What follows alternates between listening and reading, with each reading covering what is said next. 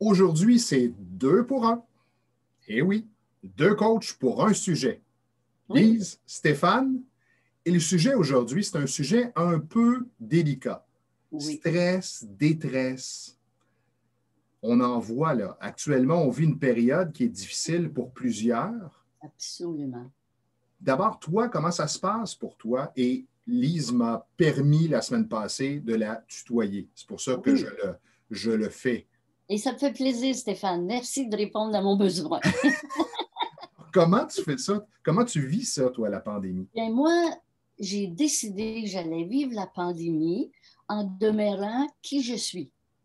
C'est-à-dire, au lieu de me laisser envahir par la difficulté, parce que je reconnais que c'est difficile. Pour moi, la vague 1, j'ai été 3 mois, je n'ai vu personne, personne n'est venu chez moi, je ne faisais pas mes épiceries. Et en dépit de cette situation, je me disais, j'ai 2 choix. J'ai le choix de rester mauvaise humeur, m'inquiéter, me dire ça n'a pas de bon sens. On parlait de doute la semaine dernière, douter de ce que le gouvernement fait, les critiquer tout le temps. J'ai même entendu des gens me dire ça n'a pas de bon sens, on nous empêche de s'aimer, on nous empêche de se toucher. Et moi, je me dis, bon, je vais écouter, je reçois ce qu'on me dit. Et à la fois, je me dis, moi, non, je ne reste pas dans ce, j'appellerais ça un jardin de pissenlit. Je constate, par exemple, que c'est difficile, absolument. Et je me dis, bon, je vais aller de l'autre côté. Qu'est-ce que moi, je vais faire pour conserver ma belle humeur, mon mode de vie, rester quand même connecté avec tous les outils qu'on a, avec l'informatique. Regarde ce qu'on fait ensemble.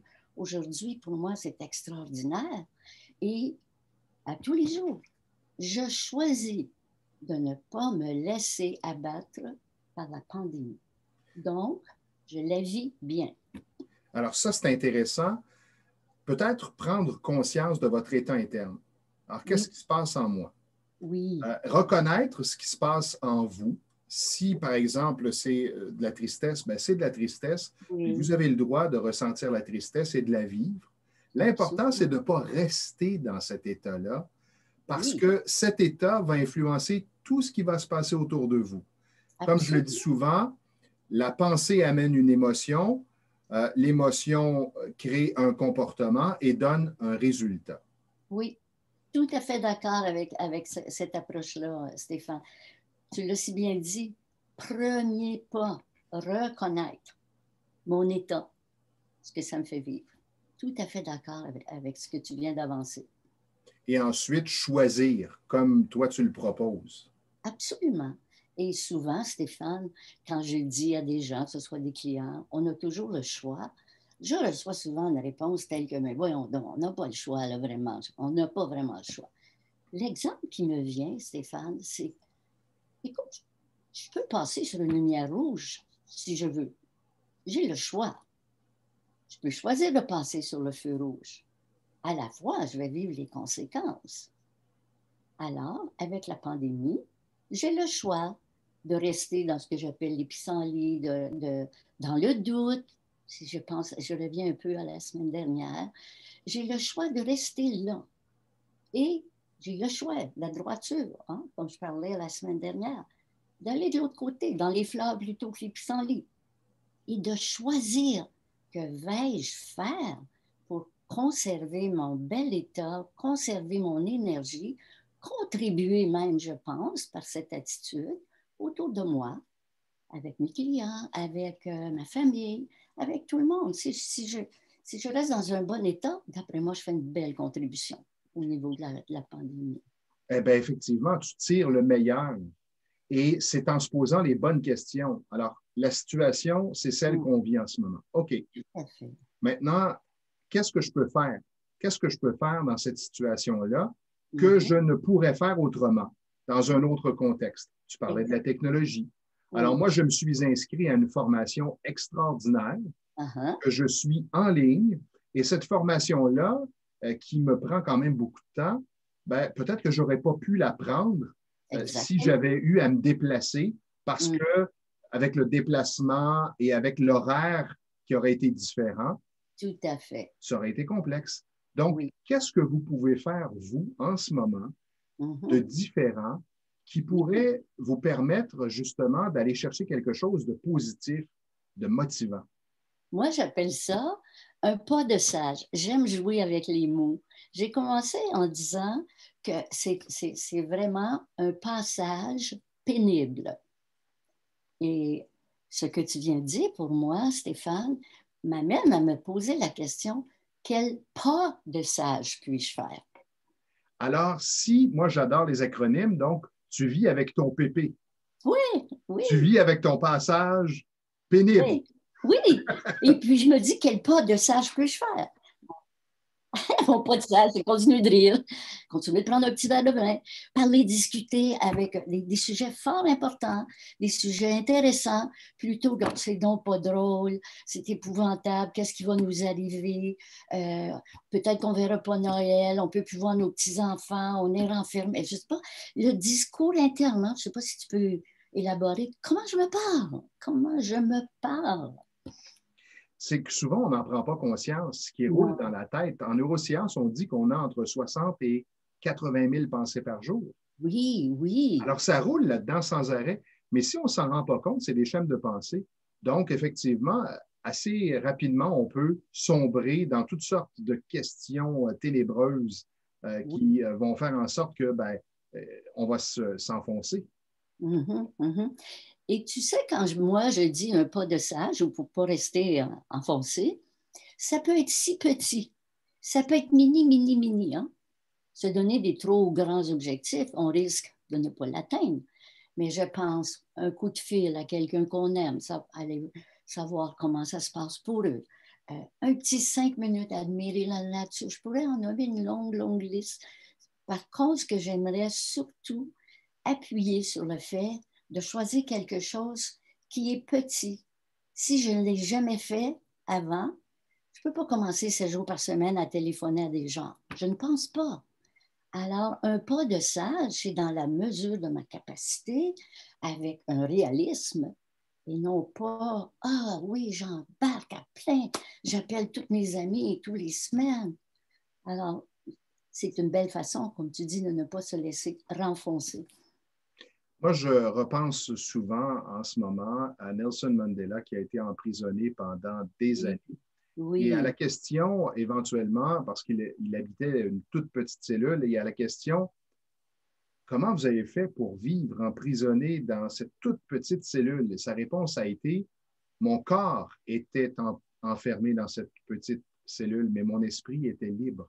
Ah, que c'est beau, que c'est beau. C'est une belle leçon.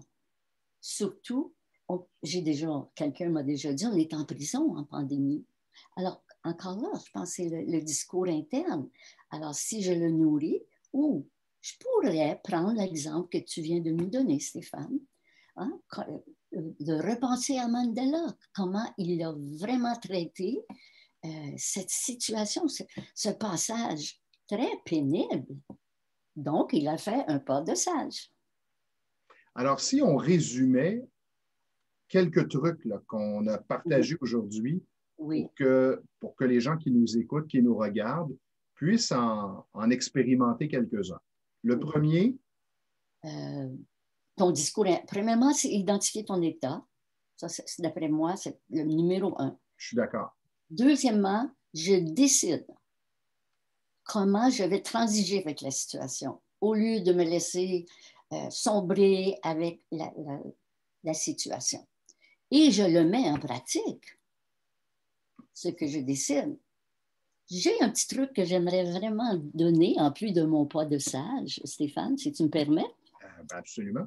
J'ai un petit concept euh, que ça, même si ça va bien, mais quand j'ai je sais pas, des moments plus difficiles ou même avec la pandémie, surtout, je me pose une question et j'ai 3 choix de réponse. La question, c'est qui gère?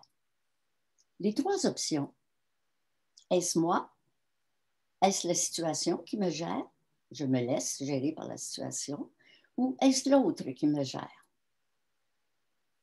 C'est un petit concept que j'enseigne qui est utilisé par des gestionnaires, par des parents quand tout à coup, on est débordé, juste se poser la question, mais qui gère? Hein? Quand je suis dans mon discours interne, est-ce qu'on va mourir? C'est la fin du monde. J'entends. Est-ce que là, je suis en train de me gérer ou est-ce que je me laisse gérer par la situation? C'est un petit concept qui nous amène aussi à décider quel pas de salle nous allons faire.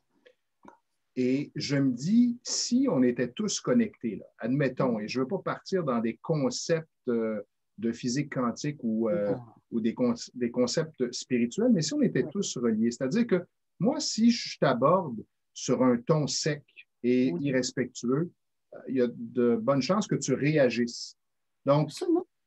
Si on s'influençait tous les uns les autres, si moi je suis négatif, j'influence peut-être des gens négatifs autour et ça devient comme lourd pour tout le monde. Si on faisait l'inverse, la semaine passée, j'ai vécu un petit moment où j'étais, je ne sais pas, peut-être triste et je me suis mis à regarder l'arbre derrière et c'est comme si je focalisais sur l'arbre et je découvrais des petits trucs sur cet arbre-là. Je voyais ses branches bouger et je me suis mis à m'émerveiller à propos de cet arbre-là.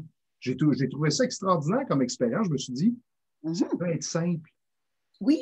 Ça peut être simple. Tout à fait. Et moi, je préconise beaucoup les choses simples. On risque de le faire, d'aller chercher le bénéfice et simplement, écoute, regarder un arbre dans la tranquillité, dans le calme. Alors, je ne suis pas en train de penser qu'est-ce que je vais faire pour souper, qu'est-ce que je vais dire dans ma présentation. C'est magnifique et très, très, très réconfortant. Mais il faut l'essayer, il faut le faire. Moi, quand on me dit non, non, ça ne marchera pas, mais si je reste dans non, non, ça ne marchera pas, hein, ça ne marchera pas. Exactement. Alors, rappelez-vous que vos pensées amènent des émotions. Oui. Ces émotions créent un ou des comportements et ces comportements amènent des résultats. Donc maintenant, à vous de jouer. Merci, Lise. Très bien, Stéphane, ça m'a fait plaisir.